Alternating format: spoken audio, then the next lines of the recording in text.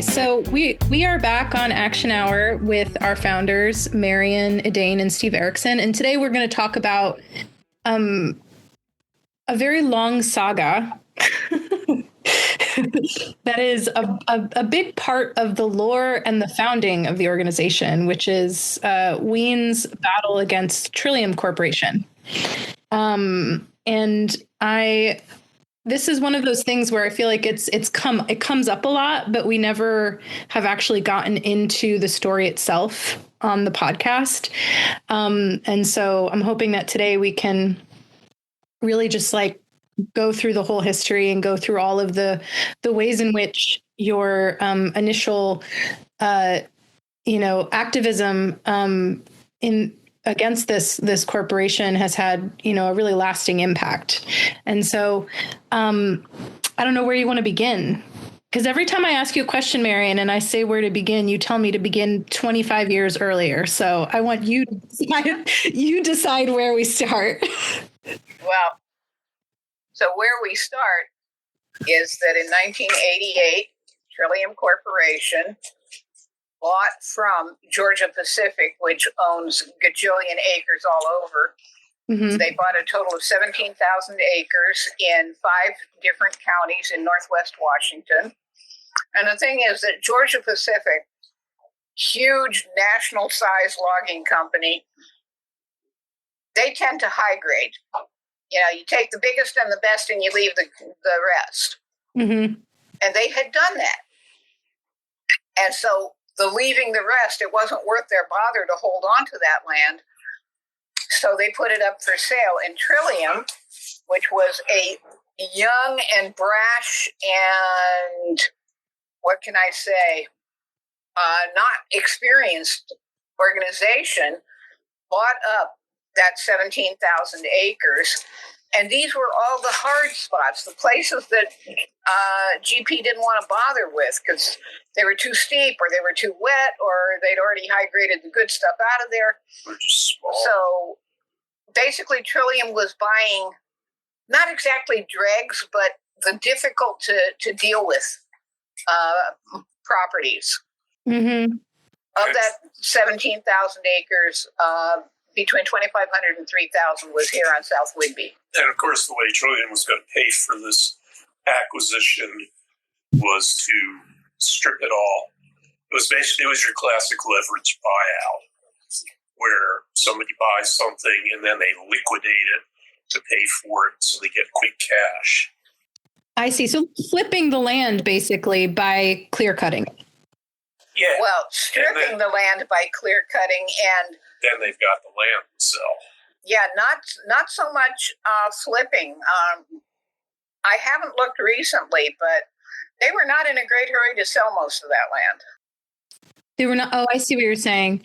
But they so basically, like Georgia Pacific, which in your history of Trillium, you talk about the fact that specific company, the company that sold to Trillium, acquired millions of acres in the 1800s. Is that what is there? I mean, we don't have to go deep into it, but like, I'm kind of curious.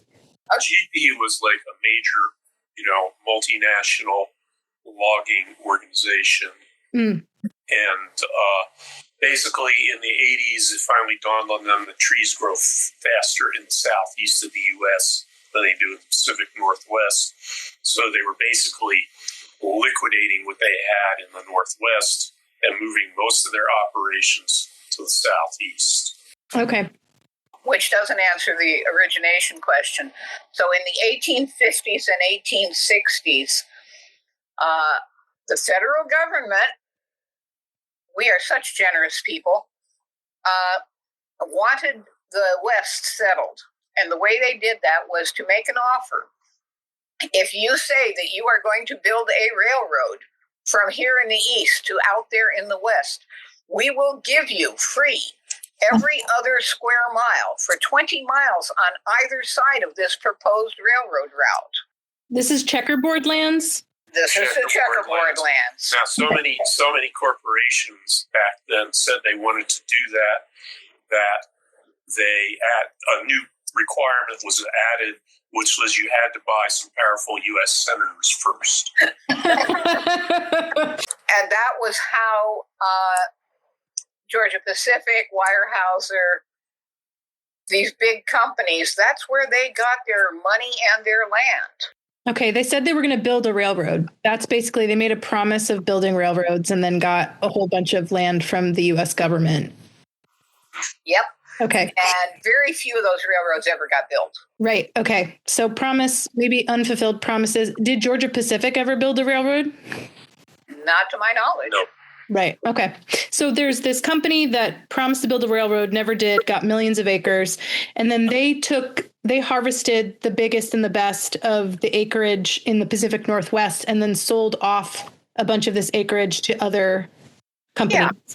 When it was, less than prime, not very good, not optimal, more trouble than it's worth. Okay, sell it off to these other guys. I mean, for a large outfit like that, bringing in the equipment to go do 20 acres here and 40 acres there is just not worth it. Right. And all the holdings on Whidbey, as an example, were kind of in that size class. Not quite all. 20 to 40 acres generally. The Trillium Woods. Except for the Bush Point parcel. Okay. So like on Whidbey, so there's 17,000 acres in the Pacific Northwest purchased by Trillium by Georgia Pacific. And then actually just in the 5 Northwest counties right around us. Oh, in Washington. Yeah. Okay. 5 Northwest counties in Washington. Yeah. And then, 2,500 to 3,000 acres was on Whidbey Island in particular. And like Steve said, most of those acres were in smaller, like 20 to 40 acre plots, except for what is now Trillium Community Forest. Yeah, and there was a 113 acre parcel up near Houston Road. Okay. So in the Greenbank area. Okay. So this happens. Did you, when this was all going down, were you aware that Trillium had purchased this land or that Georgia Pacific owned it? First thing anybody on Whidbey knew about it was some equipment showed up on the parcel outside of Langley. Nobody even saw the equipment. They just went out there to take a hike. And all of a sudden, over the course of a weekend, 40 acres was stripped. 30 acres was stripped. And on Whidbey Island, that was pretty extraordinary. Mm-hmm. Nobody ever really seen a feller buncher out here. Mm-hmm. But Gene that, cuts the tree, lays it down, forges it all in one operation. You don't need guys with chainsaws for that. So basically you have 2 people, 2 machines. You've got the feller buncher and you've got the forwarder. And then you've got the log trucks. Mm-hmm. 2 guys in a matter of 1 week took down 30 acres of trees. Wow. And this was in 1988. Was this the first? Was this? Yeah. Yep. And people used to walk their dog out there, do their jogging, whatever. And, you go out and do your jogging and the woods are gone. Mm-hmm. And there was consternation on the south end. Mm-hmm. Just total freak out. What the hell happened here? How did that happen? This isn't where Big Muddy is, though, or is it? No. So this original 30 acres that was clear cut, where was this located? Coles Road, the property that is now being proposed by an affiliate of a former Trillium vice president for development.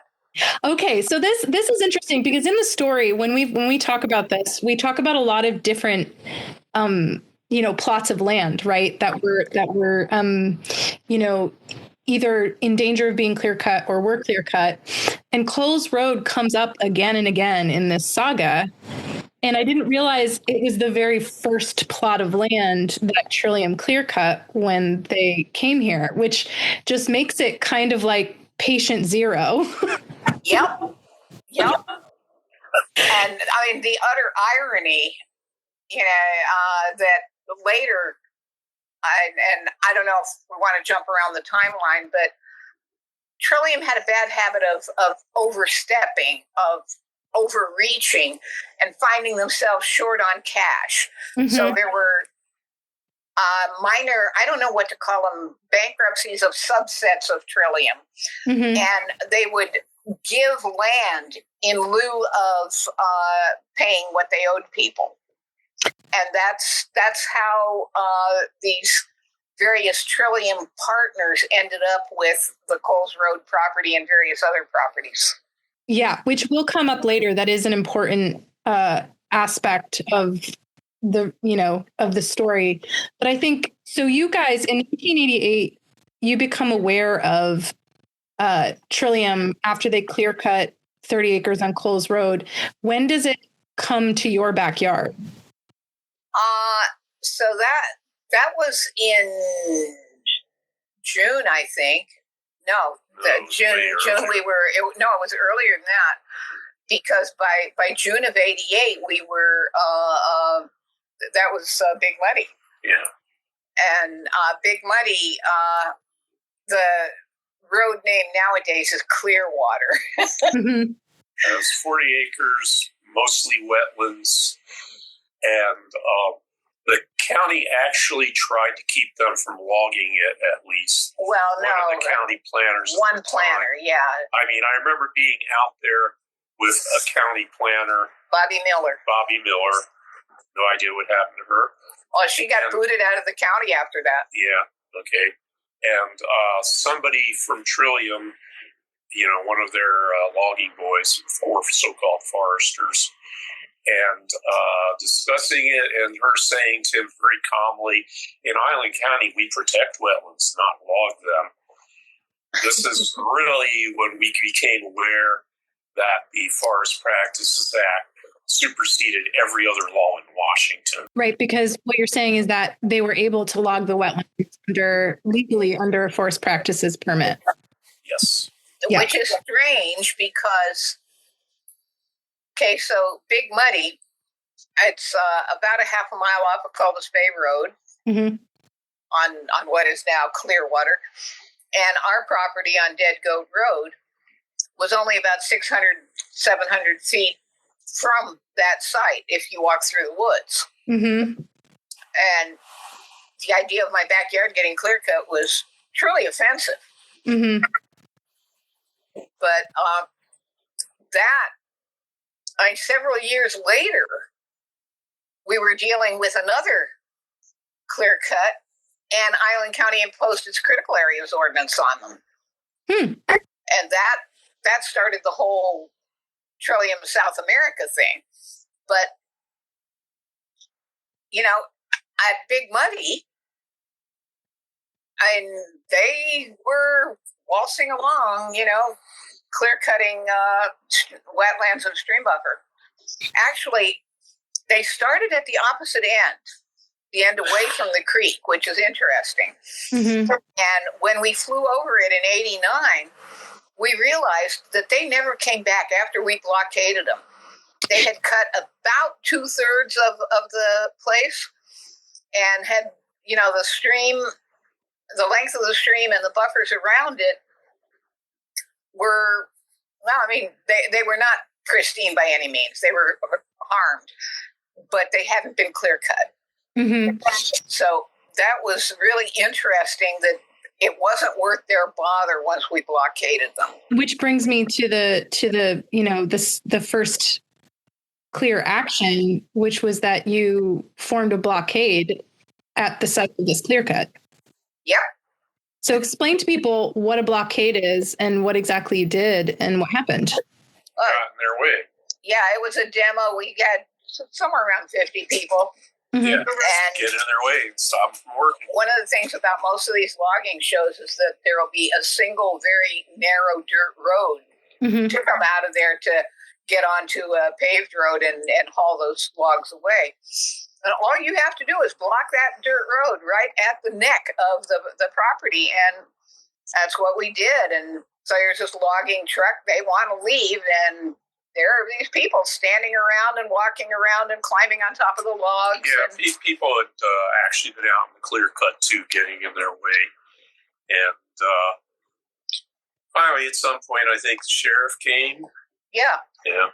Yeah, and I've got all of that in the written history. It was Ron Edwards. who was, somebody that we knew socially.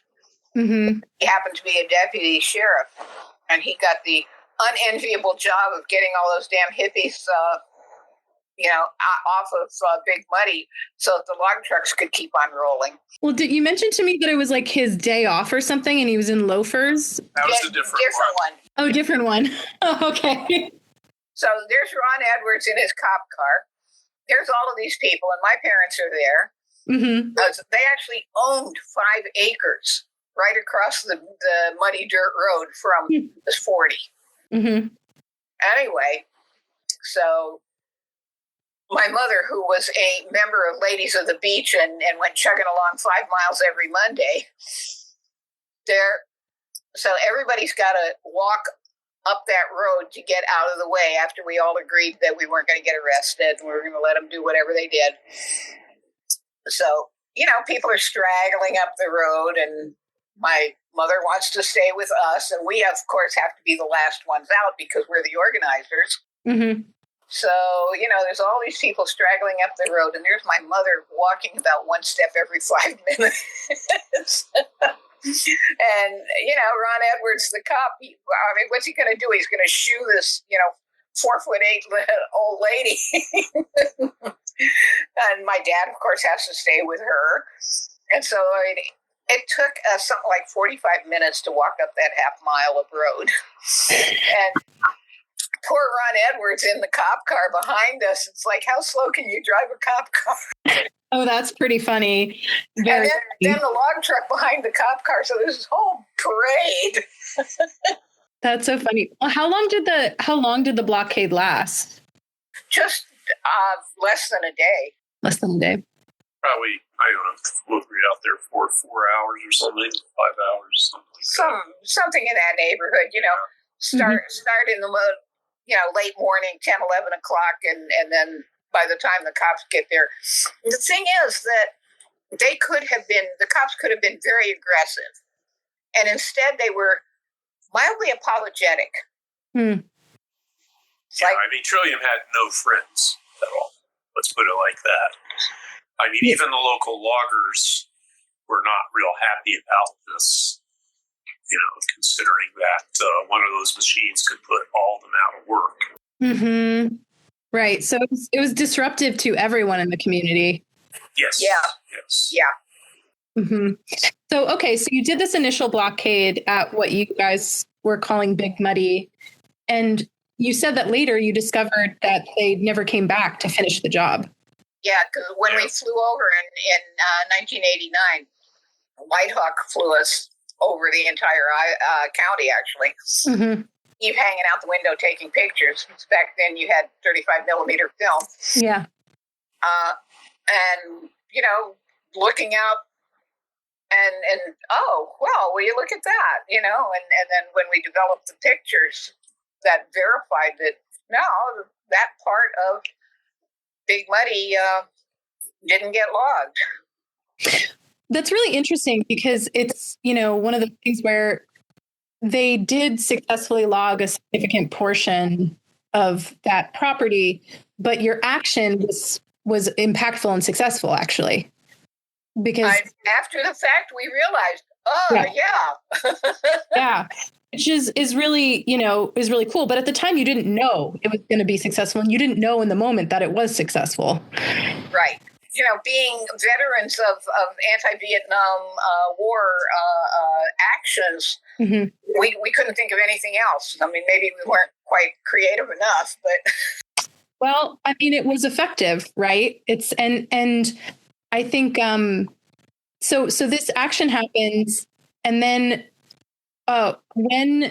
when does the second blockade happen? Because I know that 2 blockades happened that year. December 13. I just looked it up. After a while, Trillium started in on the big parcel up at Bush Point.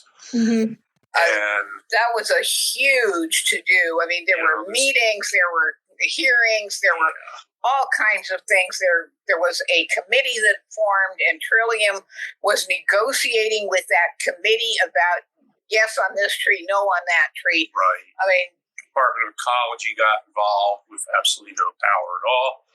And basically, Trillium agreed that there were some areas they would not touch because they are wetlands. Mm-hmm. They then promptly proceeded to log. We discovered that and raised stink. And at that point, and of course, this was becoming like a statewide issue, not just Trillium, but the general liquidation logging that was going on.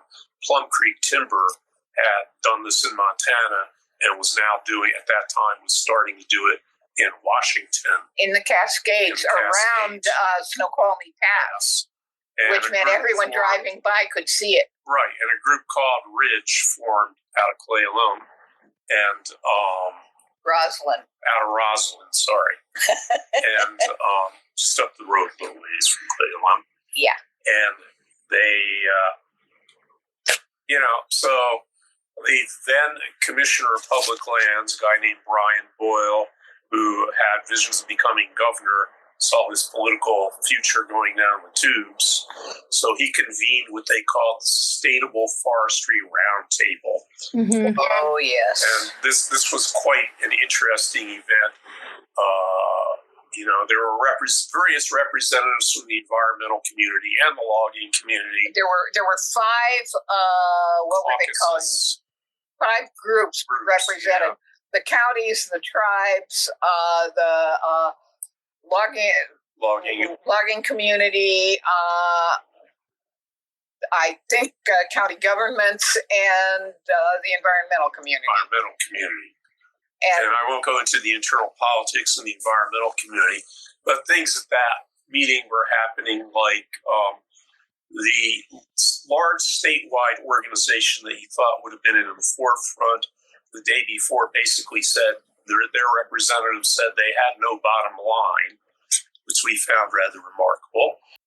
The logging of this style was happening all over Washington at this time. And Trillium, once Trillium logged, Coles Road and then started logging Big Muddy, all of a sudden the community knows this is happening. So and up in arms. Yes. And so when they go to log this much larger acreage, which was how much? It was like over 700 acres, right? 780 acres. 780 acres. They had the permit on 740. There was 40 acres that was theoretically off limits. Which they came back and did it late in the 90s. Yeah. So they, at one point they're logging and they pretty much logged it all. And the Forest Practices Board was doing field trips before their meetings back then. And I don't know if they're still doing that, but they came out there. No, this was was it just Brian Boyle? No. It was oh damn it! The experts meeting. Was it a TFW meeting? No, not TFW. I don't know. Anyway, we ended up in the clear cut, which at that point was over 600 acres, and with Brian Boyle, head of DNR. And, I said, pretty damn big, huh? And he says, yeah, it's pretty damn big. Looks around, you can sort of see his hopes for governor going down the tubes. And that was kind of the state of things at that point. Well, there were no limits on clear cutting at all. Small aside here, turns out that Brian Boyle and David Syrie, who was the president of Trillium Corporation and the founder, were tennis buddies. Uh-huh.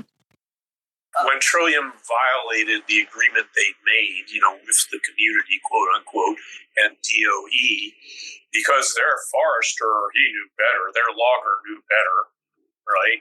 Then at that point, basically DNR did nothing. And we did a blockade again in December. Okay, so for me to get the timeline. So, the Trillium logs Coles Road. They log part of Big Muddy, and then they put in a permit to log 740 acres of 780 acres. Well, actually, they submitted permits. The entire, however many. Somewhere around 2,700 acres total. It was unclear. Yeah. They submitted 28 applications. At the same time? All at the same time. Wow. One of the things that happened, and these many years later, we were slipped a map of GP's holdings on the island by somebody who had that kind of information. And that's the only way we knew where Trillium had all of these lands. And even they couldn't handle it and gave us information. And that's how we knew how much land was involved and where the parcels were. Oh, well, that's really important, right? Because it's like, how did you know? How did you know where they were going to go next? Well, we didn't know necessarily where they were going to go next. I mean, here are these 28 applications on the table. Yeah. You know, all of them are approved. You know, are they going to go here? Or are they going to go there? Right. But so they clear cut 600 of the 740 acres by the time you guys decided to do a blockade. And you did a blockade because there had been community meetings and a negotiation with the community, between the community and Trillium Corporation, and Trillium violated that agreement. So it was about 600 acres when the Forrest Brian Boyle came out there. Oh, they kept logging after that. They kept logging after that. And they logged all of it except for about 40 acres. So two of the, Shirley Reed was one of the negotiators, and Shirley and her husband Clyde happened to live right there in the neighborhood. Mm-hmm. And so she had been negotiating one tree at a time. Yes, you can have this one. No, you can't have that one. And so they were walking out there just about every day. Mm-hmm. And at some point, Shirley phones me, and she's screaming, and she's yelling, and she's jumping up and down and saying, "They took the trees that we said to save." And that's what precipitated the blockade. It's like, we cut a deal here, you guys, and you just blew the deal. Yeah. And so in December of 1988, you have the second blockade. Yeah. How many people showed up? How long did it last? And what happened? Well, Steve got there at the start. I forget what it was. I think I was phoning the press or something like that. Yeah. So I got there later, but there was roughly the same 40, 50 people, maybe more. Mm-hmm. I mean, it had been raining.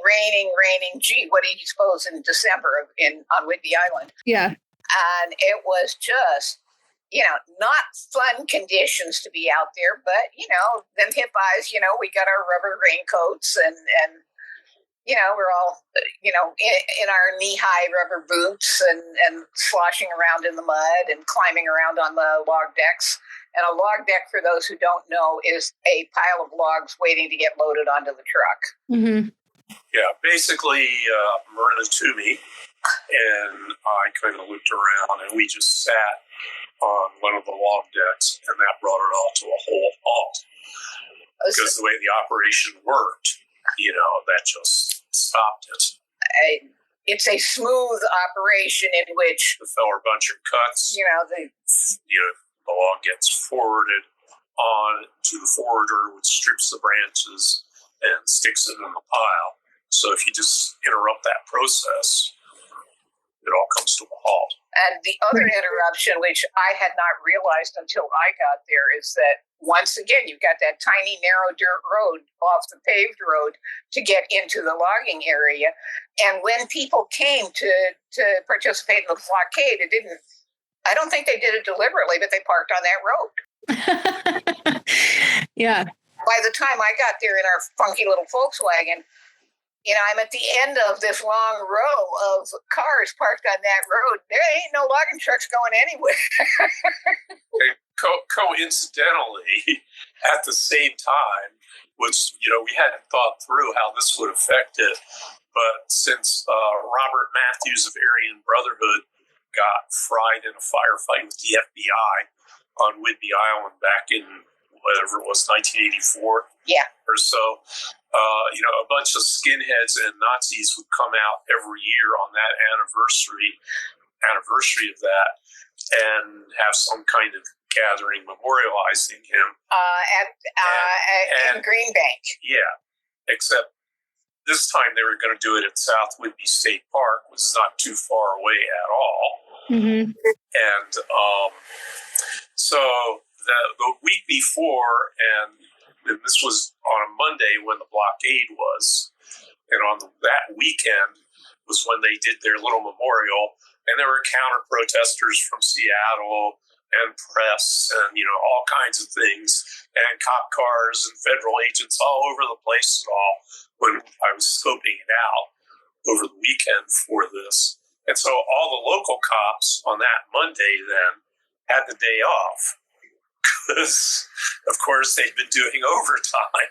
Mm-hmm. So it was an opportunity to do the blockade with minimal police presence. Yes. So mind you, unintentional, but there it was. Yeah. Mm-hmm. So and we hadn't planned that at all. So this poor cop, Officer Linder, is that it? Deputy Russ Lindner. Deputy Russ Linder. A lot of respect for keeping his cool there, I have to say. By the way, there's the photo of the blockade, the one that we have, everybody standing in the rain. Yeah. And at the very front of the image on the far right, that's Deputy Lindner in his overcoat and his loafers. He was in the office and he got called out on this. So he comes up there to this absolute mud field to start with, and he's in, his office clothes. Poor guy. And, it's like herding hippies. You want to go? You want to get arrested? I don't know. Let's talk about it for a while. So, it took a while there. And finally, okay, so we start slowly walking out. And Deputy Lindner foolishly accepts a ride from one of the loggers in his, big high wheel pickup, right? And they go down to the bottom, and the logger stops in the biggest lake of mud there. The thing is, it's the intersection of a number of logging roads right at the start of the exit. Right at the bottom, where all the water is draining to, all the mud's draining to, and jumps out. I mean, literally jumped off the running board of this thing, and we all watched him just go right down into the mud. So that was kind of the comic relief for the day, though. This blockade, it lasted a day. Yeah.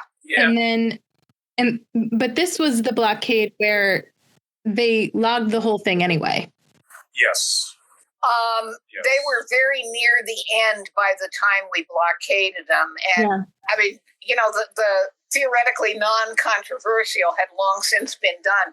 This was the part where the trees that had been fought over one tree at a time, this was when they were coming back for those. Mm-hmm. Yeah, but this was where, you guys blockaded them when they were near the end and they were violating the terms of the agreement they had made with the community, and then they continued to violate those terms, did not care, and so what happens next? Because I know that the first blockade was successful, but you weren't really aware that it was successful at the time, and then you have the second blockade very specifically because they violated this community agreement. And then what happens? I think people were pretty much dispirited. It was a very bummed out, typical soggy, dark winter. And what happened next is that we decided we had to do something.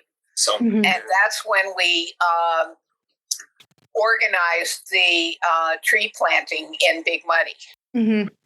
For early Earth Day in, I guess, March. It was March 17th. March 17th. Planting, originally, we were going to use island earth first. Well, we used it at the blockade. But that was considered so controversial that, we decided with the Environmental Action Network, and my memory is Michael Serafinoff. Michael came up with it. What are we? Well, we're a network. Well, we're activists. Well, okay, we're an action network. Yeah. Okay. So there's the gorilla planting was the first action as Whidbey Environmental Action Network. Yes. People dug up volunteer trees, seedlings that they found, road edges and things, their driveways, wherever. And probably about 40 or 50 people came out, and we had a great time doing that.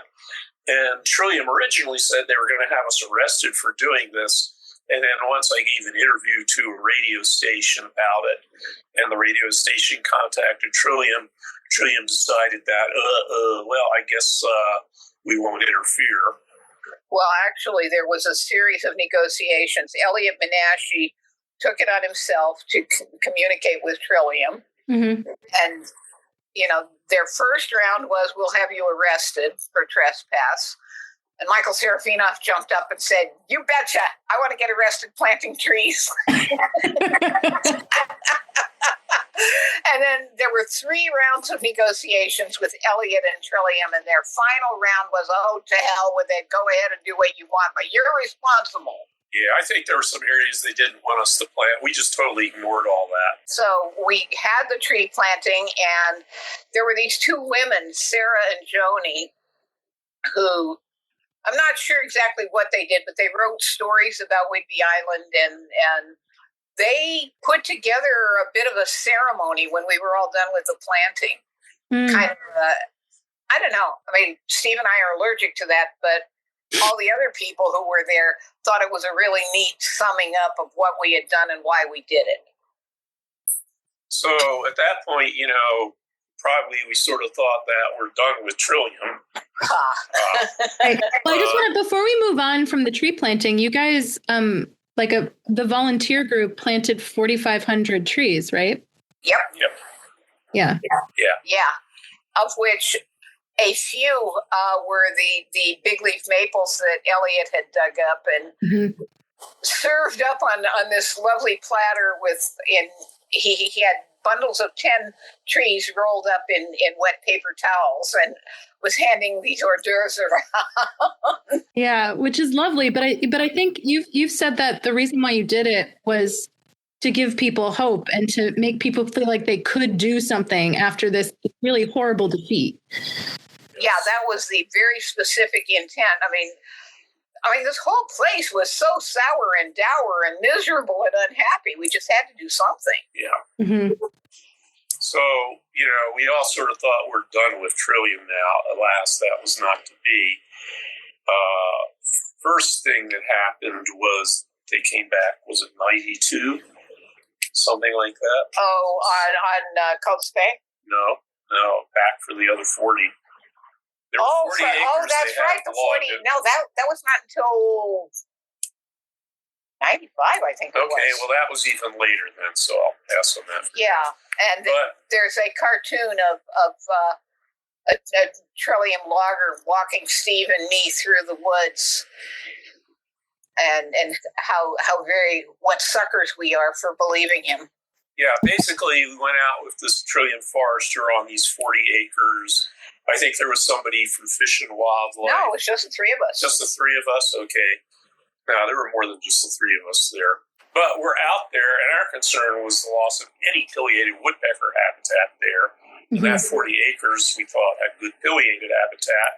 So we start, walking through the slash and brush and everything. And this Trillium forester is talking a mile a minute, Mm-hmm. And I'm hearing in the distance, I hear this woodpecker.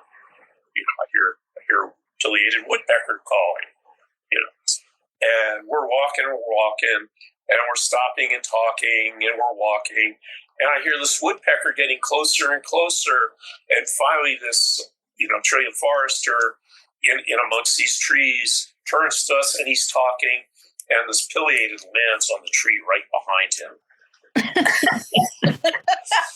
We were just staring at it. He's talking. We said, look behind you, dude. Yeah, and what you were doing there is something that I didn't know, but now know would be considered ground truthing. Yes. Yeah. Which, can you explain to people what ground truthing is? You go out and you see what's really there. Yeah, it's exactly what it sounds like. And in the activist movement, there's been various forms of this. In the 80s, there was a guy named Roy Silence. I can't remember his name now, but what he he would take people out on Forest Service land. He was a forester. Mm-hmm. He would take people out on Forest Service land teach them how to do increment boring, go to the yield tables. So when the Forest Service said we're going to get this much timber out of an area, they could go and ground truth it. And generally the Forest Service was, way underestimating and downplaying what they were going to get out of an area. So therefore it wasn't, mature stuff, wasn't old growth. No, there's kind of stuff we did, going back and seeing what really happened, seeing if there's wetlands there. Mm-hmm. A lot of this is stuff that, if you live in an area, you can do way better than anybody coming in from outside. Well, I think a lot of this is happening on the Olympic Peninsula on public lands because of the large timber sales happening. The Legacy Forest Coalition is doing that. They are doing a very good job. Yes, they are. Shout out. Going into these DNR sales where, and that's public land, where DNR is saying, no, none of that's old forest, and they're going in and finding, 130, 150-year-old trees.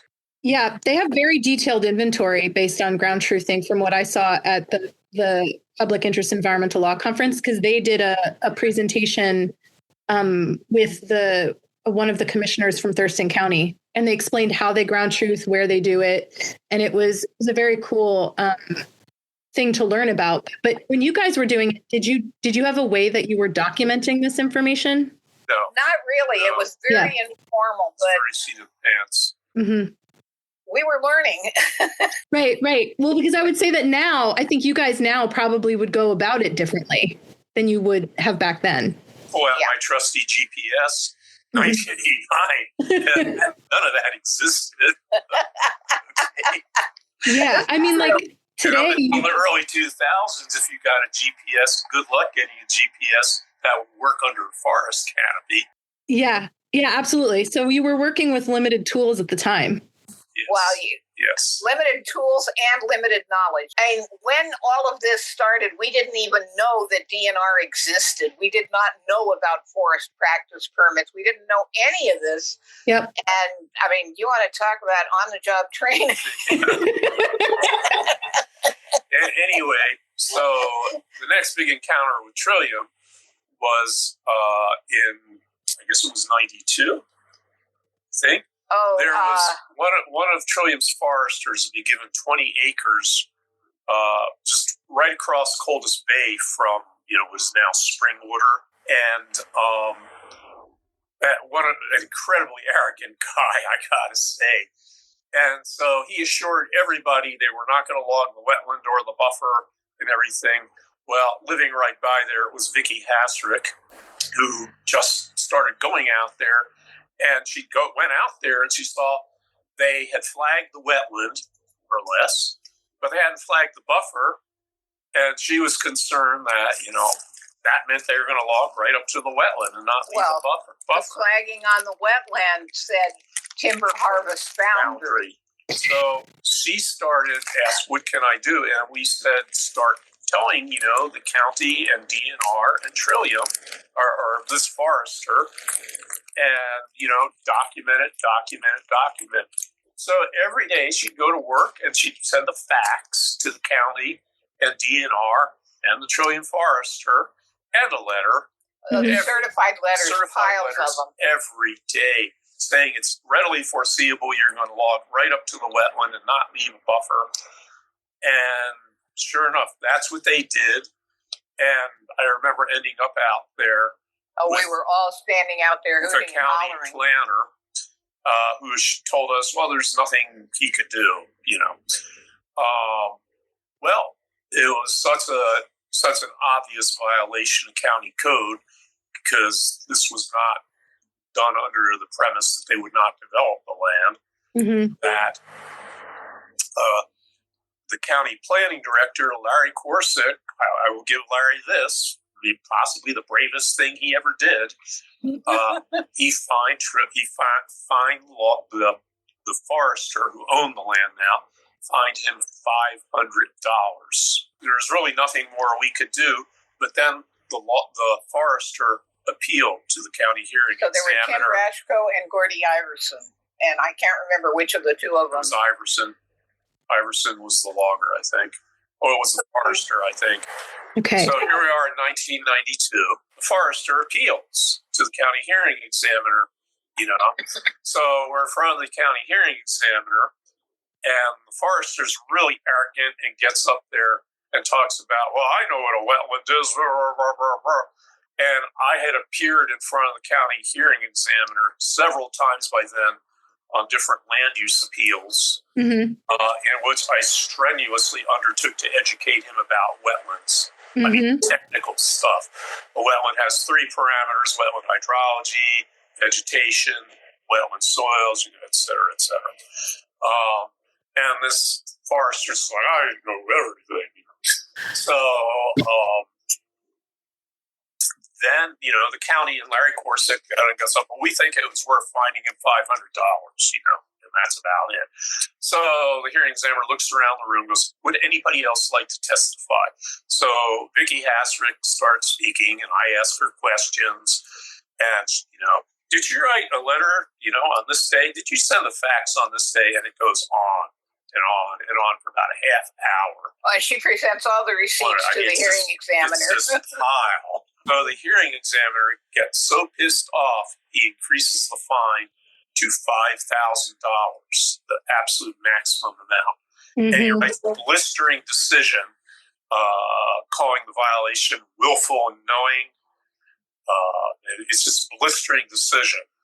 Okay, we pat ourselves on the backs. We go home, get a copy of the decision. It goes in one of the boxes. It has all our Trillium stuff. And you have to understand, at that point, we were living in a place that was 288 square feet. So you might understand why I'm not that hot on tiny houses. I lived in them.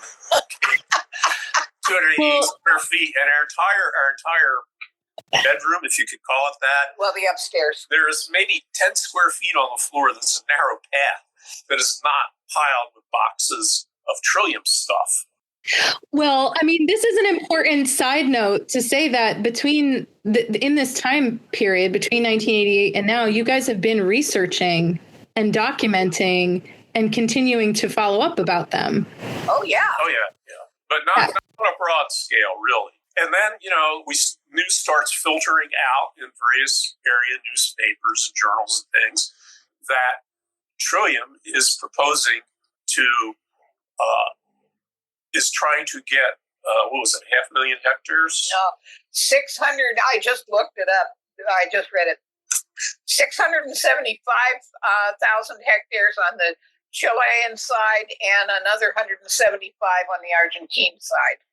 So that's del Fuego. That's about 2 million acres for those who are metrically challenged.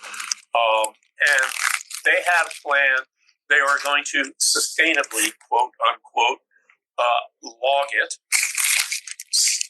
chip the trees, and send the chips to Japan to be made into rayon. Sounds very sustainable, doesn't it? So, I thought it was going to be cardboard boxes, but okay. So, well, I heard different versions. It was all spec. Yeah. So they had approval from Chile at that point. You have to remember Chile was under the dictatorship. So this is when Trillium still had ownership of the land?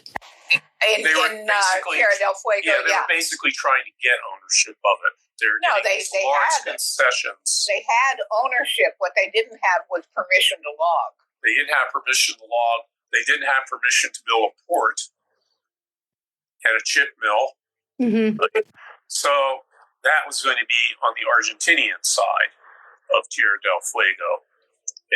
So we get a message from a woman in Washington, D.C. who works with World Wildlife Fund.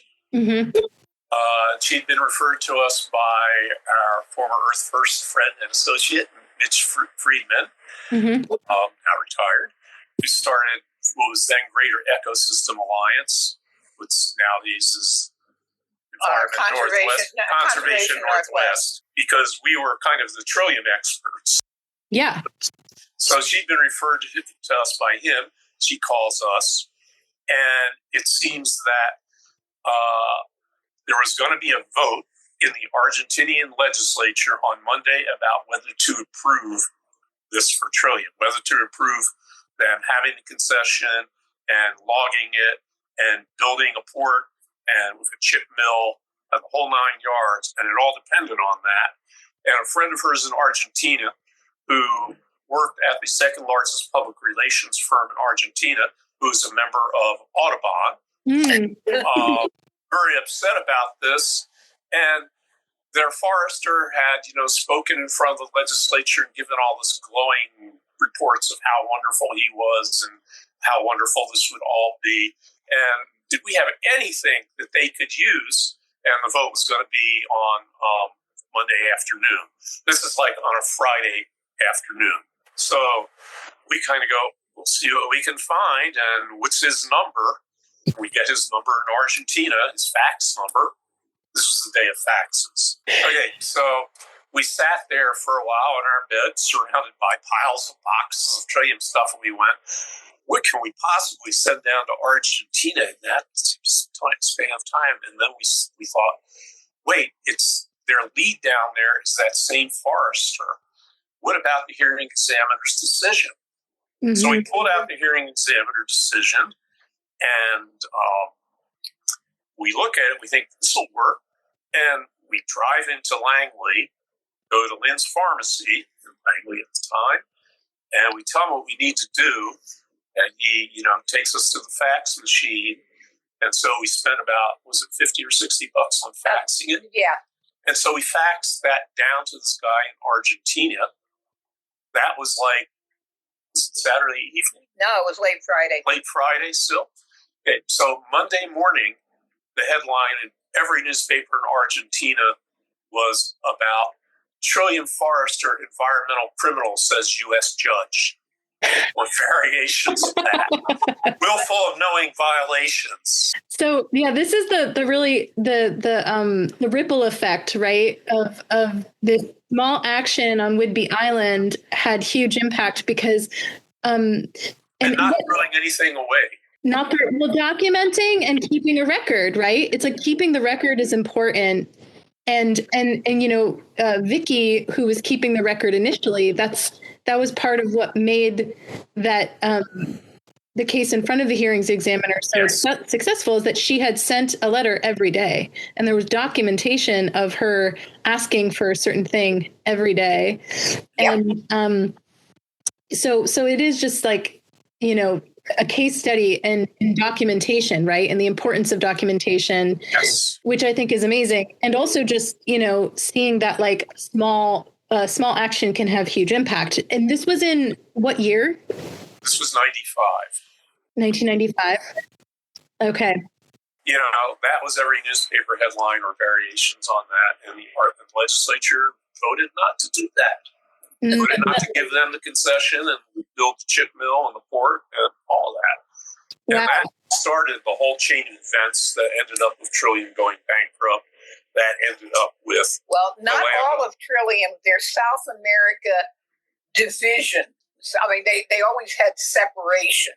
So their entire South America enterprise went bankrupt, but not Trillium. But it had other ripple effects because they had, done this thing of paying off people working for them with land. The Bush Point land at that point went to a company that was going to do the chipping, that had brought equipment down there already. So they paid them off. Yeah, I think they paid them off with that land. And then, they turned it and other people got it. Well, I mean, my recollection is that they were in trouble with a development company, and they ended up handing the Bush Point, what is now the Trillium Forest, to the developers. And that part I have documented, is that the developers actually subdivided it into 78 10-acre parcels. Yep. And had permits to develop all of those 78 parcels. And then they went bankrupt. And Eddie Bauer, was it? Yeah, got some of it. And, he got the whole thing. And that's part of why the names there are what they are, because Eddie Bauer named the road and I believe built one house. And that's when the 80 acres at the north end got somehow shaved off. And a disgusting logger named Bud Welcome got those 80 acres and cleared and graded without permit, which seriously ticked off Island County. And he ended up losing the 80 acres in bankruptcy. And as far as I know, it's now 4 20-acre parcels. There's a small development there because they have started to build infrastructure. Yes. Mm-hmm. But I mean, all of these weird coincidences, weird after effects. Yeah. Well, it's interesting that you mentioned this because, like, to bring it back to the Argentinian Chilean story, there were almost 2 million acres of land that Trillium was going to do all kinds of things with. The legislature says no because you guys faxed. So what happens then is it starts a chain of events. They go bankrupt. Yep. American division. But, that bankruptcy has effects even on Whidbey Island. But for that 2 million acres, it turns out Goldman Sachs held a note on it. Now, if you ask me to put any 3 words together, Goldman Sachs and conservation would not ever come to mind. Okay. But it turns out that Goldman Sachs had some kind of environmental foundation. Yep. And so they gave the land to their environmental foundation, and the environmental foundation then worked out a deal with the respective governments. So that's now, international park. Yeah, it was in 2002, Goldman Sachs acquired the distressed assets from Trillium Corporation, including 1.5 million acres of Patagonia. And then it was the Wildlife Conservation Society in a public-private partnership. And that's like really, but it's really cool because, it became the Tierra del Fuego National Park for the people of Chile and Argentina. Well, because Vicky Hasrick got pissed off. Yes. At what was going to be an obvious violation of logging right up to a wetland boundary, documented it thoroughly, and then their forester was stupid enough to appeal this pissant $500 fine, giving us a chance to present that all this information to the hearing examiner. And then this woman who worked for World Wildlife Fund happened to know Mitch Friedman out here in the Northwest. And Mitch Friedman knew that we knew all this stuff about Trillium and referred her to us. And she had known this guy in Argentina who was a burger who happened to work at the second largest PR firm in Argentina. It just was meant to be. It was meant to be, for sure. But also that's like literally, to me, the definition of an environmental action network. Yes. Yes. Yes. You can graph it. It's like, at each point there's one thing that makes the chain continue, and there's like a dozen that ends it right there. Yeah. Well, I think my takeaways from this from the actions around Trillium Corporation that WEAN has been involved with is that sitting on top of a pile of logs is effective. Not always, but yes, it can be. It can be effective. And that documenting everything is important when you're going after corporations that are violating. It's just documentation is necessary. And it's not just corporations. Whatever is happening, document. Mm-hmm. Because you never know when you're going to need it, and you don't know what influence it will have. And I can't tell you how many times, well, I know it happened, but I can't remember the day, and I didn't write it down.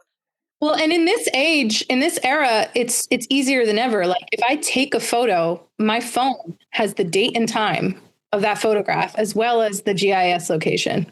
All right. Yeah. So it's like on the one hand, we're being surveilled constantly, and that's a struggle. But on the other hand, there's a record of a lot more than there was before. Yeah. Mm-hmm. And in the great scheme of things, Trillium is a very small company.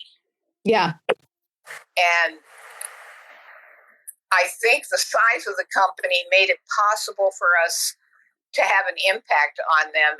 And I'm not sure, if it had been Georgia Pacific or Weyerhaeuser or, International Paper, would we have been able to have such an impact? I don't know.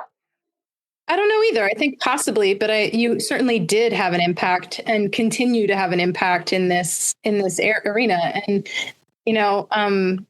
yeah, thanks for sharing that, because I think for me, it's always been, Trillium is like a huge part of the origin story of the organization, but also there are these specific parcels that are important to the residents of Island County that have been impacted by this corporation and also by the actions taken by community members that are part of WEAN. What I've said for all this time is that we're able to stop the bad. We're good at that. Mm-hmm. But pushing it over the top to make the good happen, we need help. Yes. And that's where the Land Trust and Saratoga Woods and all of these other groups, they're there to push it over the top. Right. Well, we may live on an island, but no organization or person is an island. And the actual movement takes the whole community, not just, a small group of people at the end of the day. Exactly. The small group starts the action, but you gotta build the momentum. Yeah. Well, thanks, Marianne. This was a great conversation. I'm glad we got to dive into this, and I'm excited for our listeners to get to hear it. Another man up in the pulpit in the State House, head of the table with the black pen, scratching egos, talking too loud, externalize every outcome, every warm gun, every profit, and kneeling down to the flashing numbers, the NASDAQ, the cold constructs, running backwards to just keep moving, just keep moving, just keep moving. I'm learning every lesson that our mothers tried to teach us. This podcast is a production of the Whidbey Environmental Action Network and is made possible by our generous donors. Produced, edited, and mixed by me, Amanda Bullis. Special thanks to Marianne and Steve for their years of service through action and for lending their voices to this podcast. To WEAN's Executive Director, Marnie Jackson, and our board for their leadership. Special thanks to Whidbey musician Nathaniel Talbot for letting us use his track Intuition from the album Animal, available on Bandcamp. There's a war being waged back at the workplace. Every day on your paycheck, a volume of confidence against the idea of your body being put into your own hands. So please don't hold it, please don't hold it, please don't hold it back. Unleash the power, the straight logic of compassion. What I need now ain't that old religion or the cold hard facts. Just need a woman's intuition, get us on track.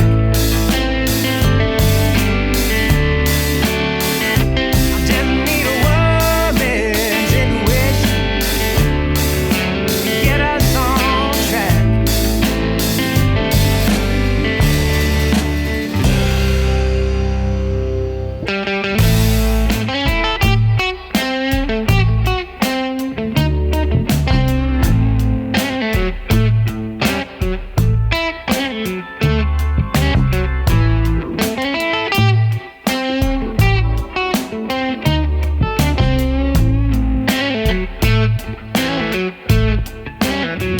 Stepping out of the shadow of a false man's allegory, slowly erasing that old violence from the story, recoupling emotion, slow emotion to intelligence, granting the planters, healers, teachers, feelers a new relevance. What I need now ain't that old religion or the cold